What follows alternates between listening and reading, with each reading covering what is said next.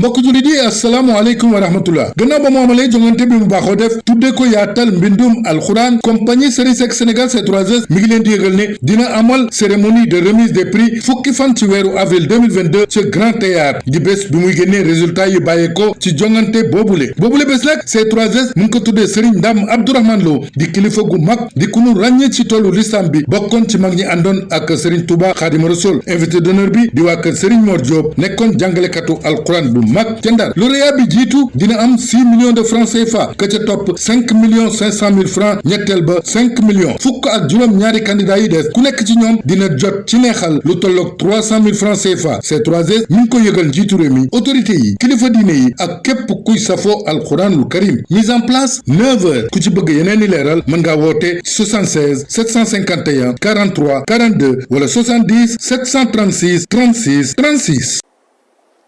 mbokki Sénégal salaamaaleykum man seen soppe seen xarit seen doom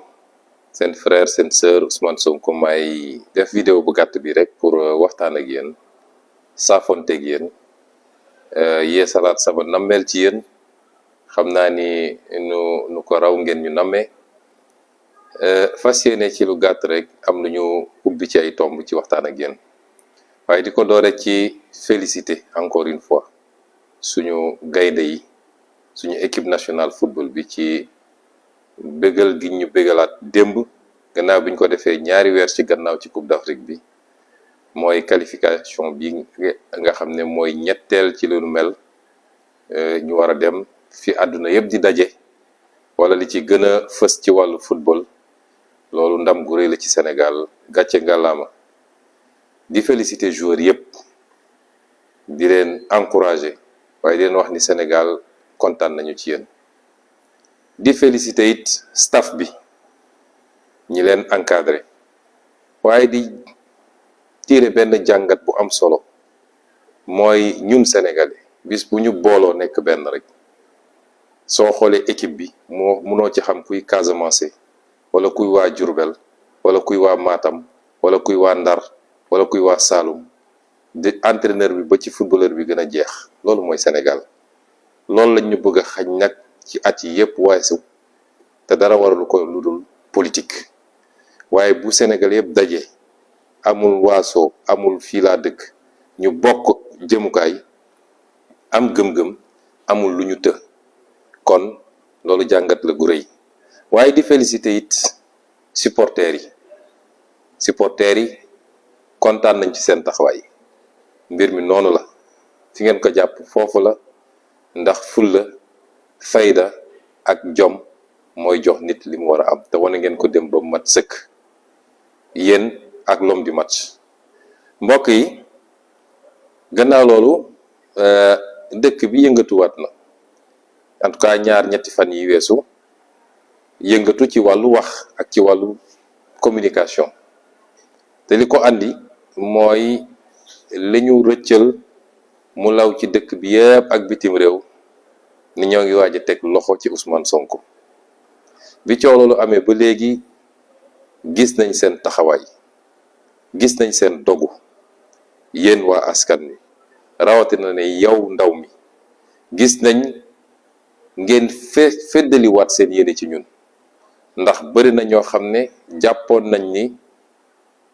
li ngeen wone woon ci jamono mois de mars te ñuy ñaan yàlla bu mu fi mës a amati loolu nekkatu fi ba ñu yaakaar ni mën nañu delluwaat ci la ñu nekkoon ci ay tappale waaye li ngeen jot a fësal wane na ni tey la mbir mi gën a foor ba leen di gërëm di leen sant di leen wax ni nag kóolute goog ngeen am ci ñun du jëmmu Ousmane Sonko ndax amul solo ndax gënuma fi kenn judd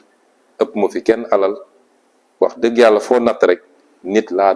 dong ni yéen gënuma fi kenn waxuma nag ni nit ñi ñoo ma gënit waaye du jëmm Ousmane Sonko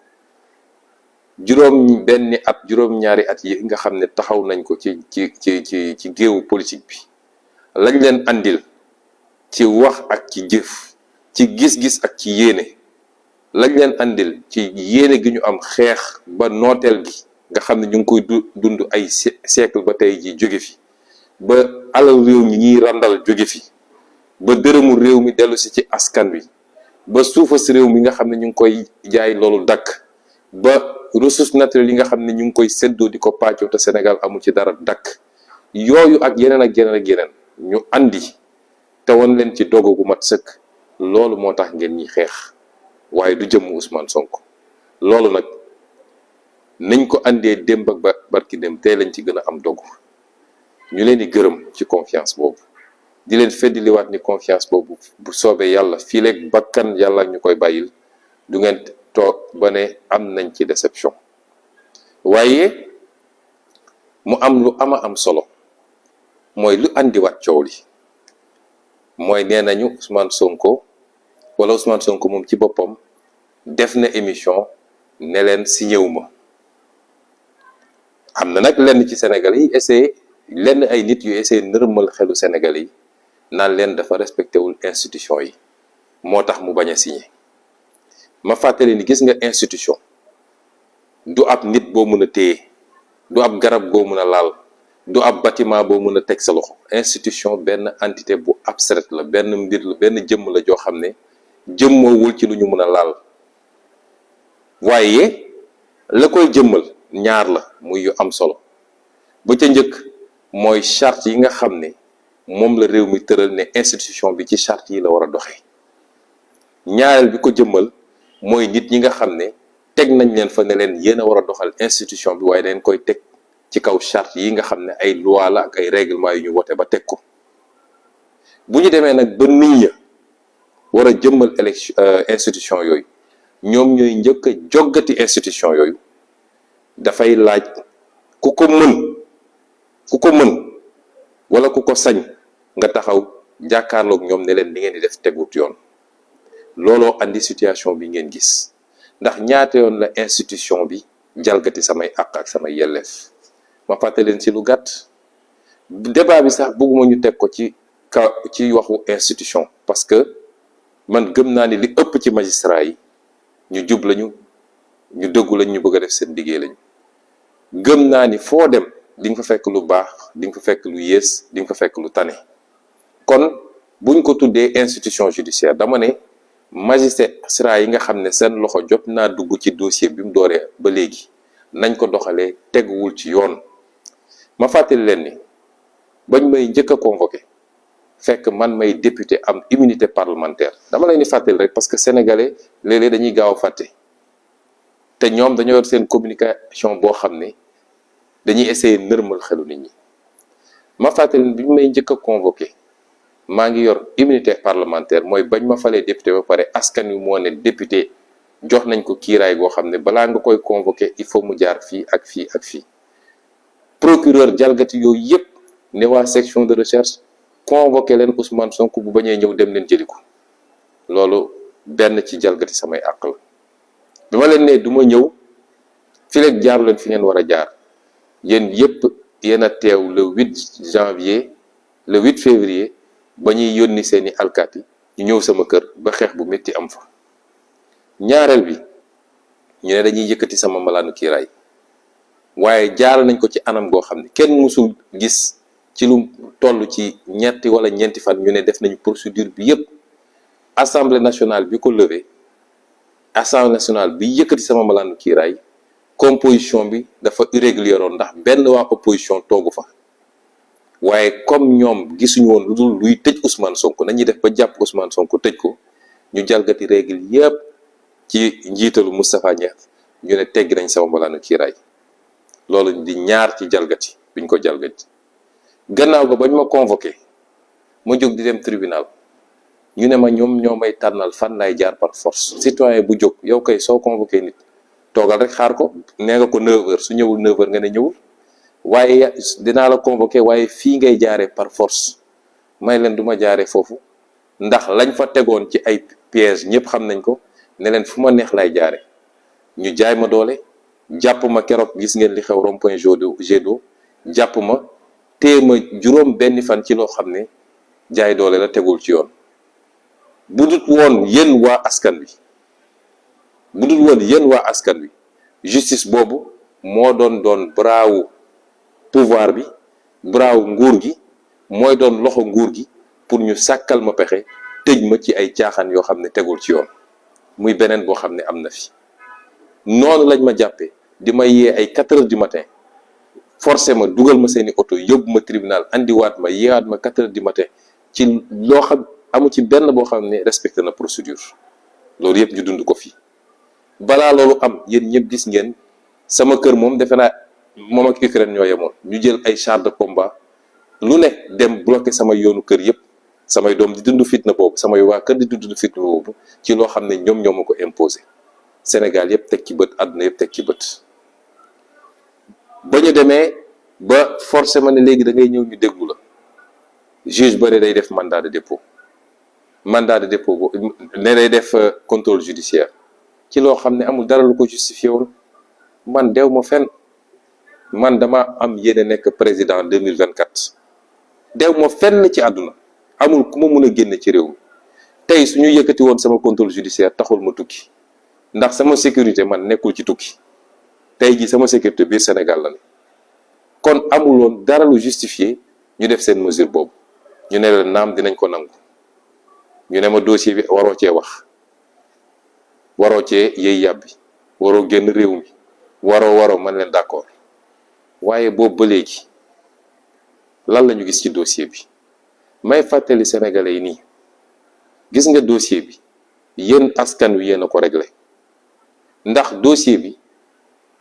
le 8 mars lañ ko perte ñoom définitivement. ma fàttali li woon seen stratégie mooy tuumaal Ousmane Sonko, gaawantu jàpp ko yóbbu ko rëbës, ne matière criminelle la ñu nekk, juge mun na jël 10 ans di def instruction, bu boobaa yow fàtte nañ la rëbës. loolu moo ne woon plan bi, du leneen. bi ñu échecgee ci loolu la ñu xam ni dossier bi ñàkk nañ ko. moo tax ñoom sawaruñu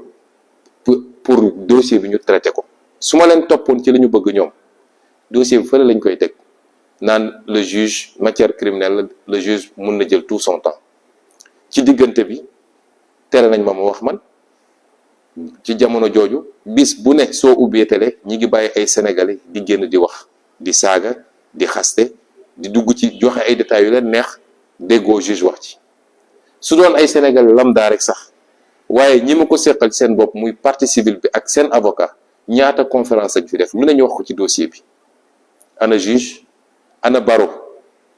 ndax samay avocat bi ñu jógee ne dañuy wax d'abord dossier 94 milliards, baro moo leen njëkk a tere ne leen du ngeen wax, bu ngeen waxee ñu def procédure disciplinaire. ba tey jii samay avocat saa suñu jógee pour wax, baro moo leen koy tere. ana baro jamono jooju? semaine bu nekk avocat adverse bi génn def conférence de presse. est-ce que mus ngeen dégg kenn ci sama pool d'avocat génn wax ci dossier bi?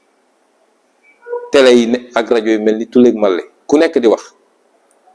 ana juge bi tere ne kenn du wax ci dossier bi? ñu bëgg a téye loolu nag. juge wala justice warul nekk prolongation wu stratégie politique gu nguur gi. gis nga nguur gi ñemewuñu dossier bi ndax xam nañ li ñu téye ñun ci dossier bi.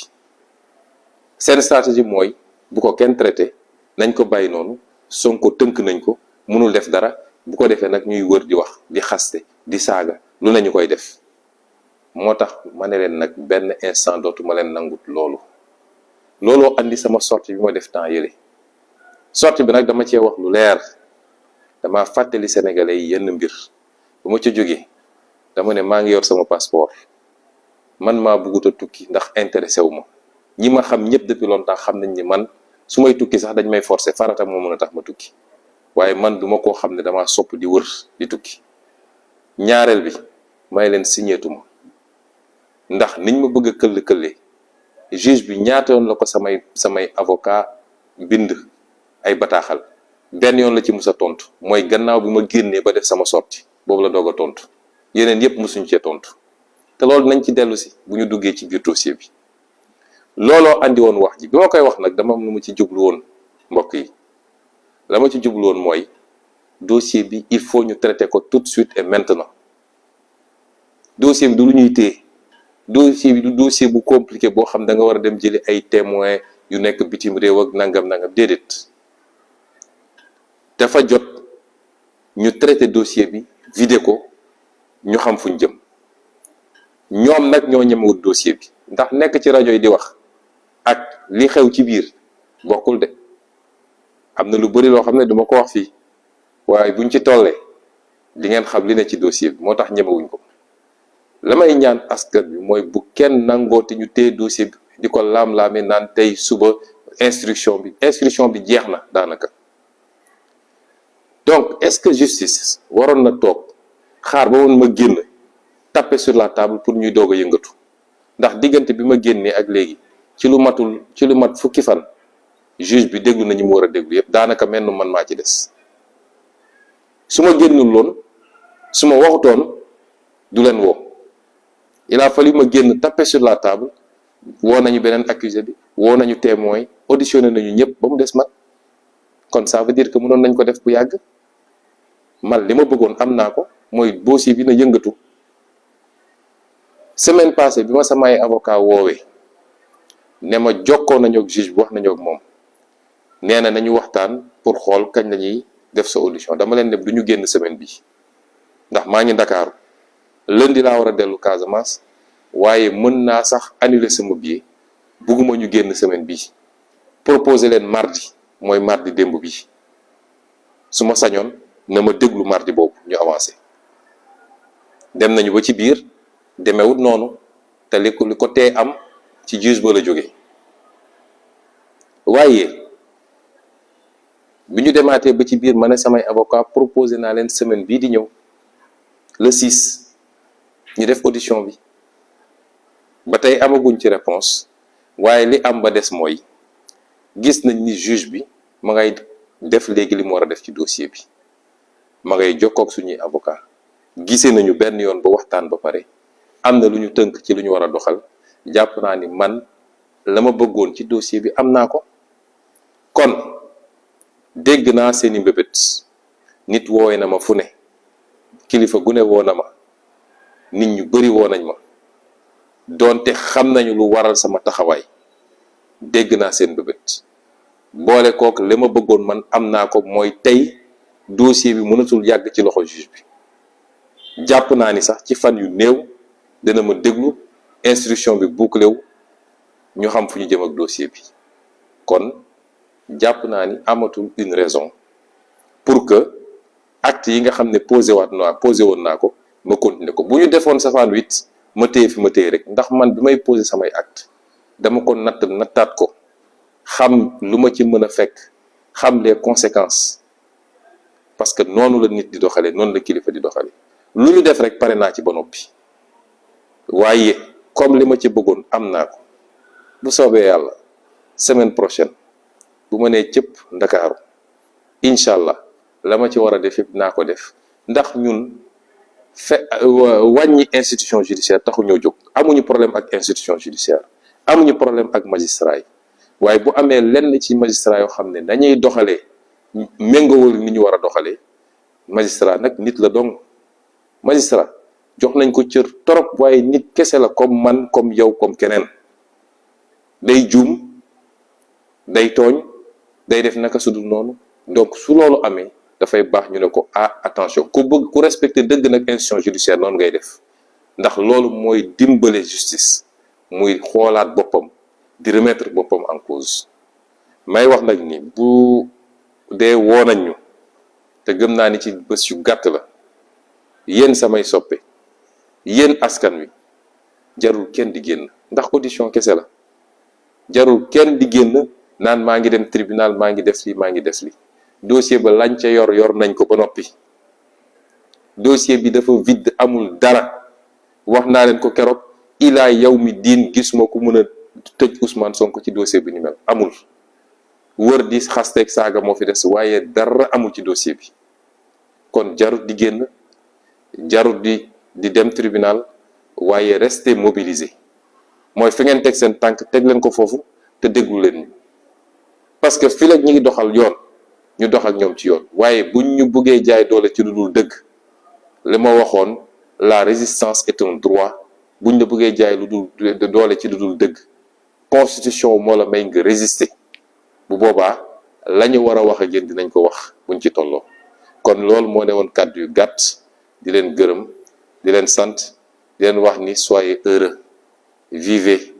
bu leen kenn stressé bu leen kenn teg lu mu leen warul teg. àdduna bi du dara te koo fi gis ak maqaamam nu mu toll nit dong la nit njaay boo xam ne day dund bu àppam jeexee mu dem. bu leen ragal kenn kuy nit ni yéen loolu yab yàlla la waaye bu leen tooñ kenn. bu leen njëkk a dóor waaye am ngeen sañ-sañ buñ leen dóoree bëgg leen jaay doole ngeen defaan seen bopp. ñu leen di gërëm di leen sant asalaamualeykum wa rahmatullahi wa barakatu. والقلم وما يسطرون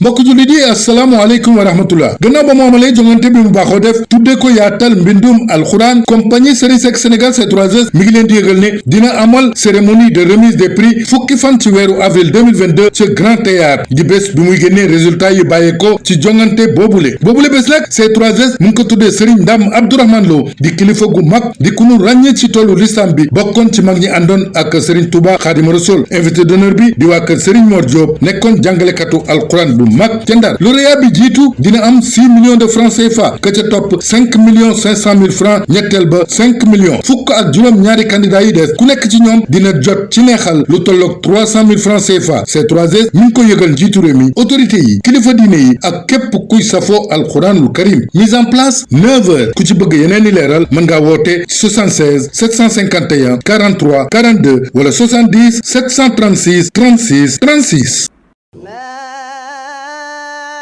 أنت بنعمة ربك بمجنون.